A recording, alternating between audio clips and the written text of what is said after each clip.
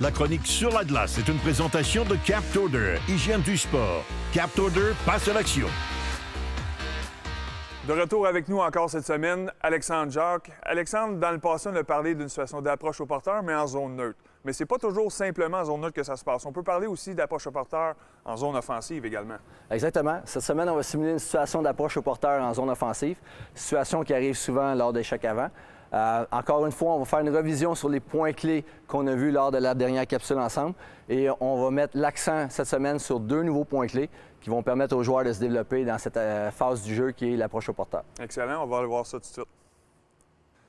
Alexandre, dans le passé, on a vu l'approche au porteur en zone neutre. Maintenant, on va regarder ça en zone offensive. On va continuer de mettre l'emphase sur les bâtons, le bon synchronisme, mais il y a d'autres choses que tu vas apporter. Oui, effectivement. En plus des 2 points clés que tu viens de mentionner, on va s'assurer que le joueur ait un bon palette à palette et aussi que le joueur, en approche au porteur, termine devant son adversaire. Très important pour être bien placé défensivement. Parfait, les joueurs sont placés. Excellent. Donc, on y va. C'est parti. Dans mon cas, j'effectue l'approche au porteur. Ce qui est important, bon bâton encore une fois, bien placé. On arrête ici. Comme on a vu lors de la première capsule, lorsque nos patins sont parallèles, c'est à ce moment-là que je dois ramener mon bâton, effectuer un bon palette à palette, ce qui empêche le joueur de faire une passe ou d'effectuer un jeu. Et par la suite, très important, de venir compléter mon action et de terminer devant le joueur afin de bien le séparer de la rondelle. Par la suite, je vais laisser aller la rondelle à mon coéquipier et on enchaîne, on continue l'exercice. Donc, on vient de voir ici, pour un joueur gaucher, il doit avoir une main sur son bâton, effectuer l'approche au porteur, termine devant le joueur excellent.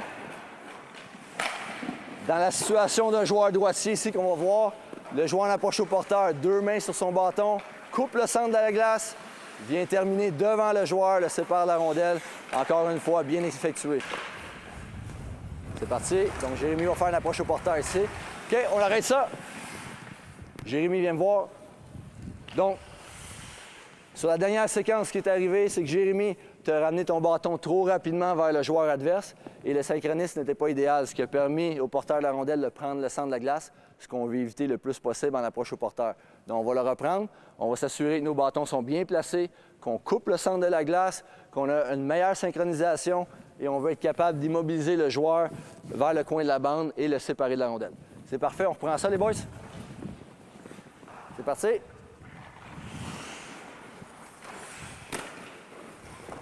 Excellent. Bon bâton. Palette à palette. On finit devant le joueur. Excellent. On prend ça. Palette à palette. Encore une fois, le fait de finir devant l'adversaire l'empêche de progresser et on peut récupérer la rondelle plus facilement. Excellent. Bien effectué.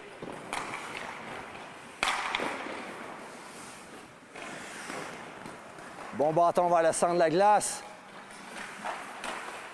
Good, palette à palette, sépare le porteur de la rondelle. C'est parti, une main sur le bâton. Dans cette situation-là, ici, on aimerait ça voir le joueur gaucher avoir une main sur le bâton en effectuant son approche au porteur. Dernière fois, c'est parti. Excellent, palette à palette. Fini devant le joueur. Excellent. Alexandre, l'ère est révolue où l'échec avant, c'est simplement des grosses mises en échec.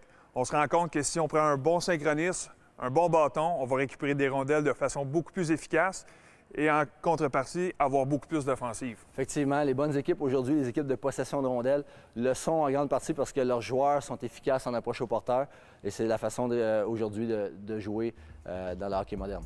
Un gros merci et nous, on se voit la semaine prochaine.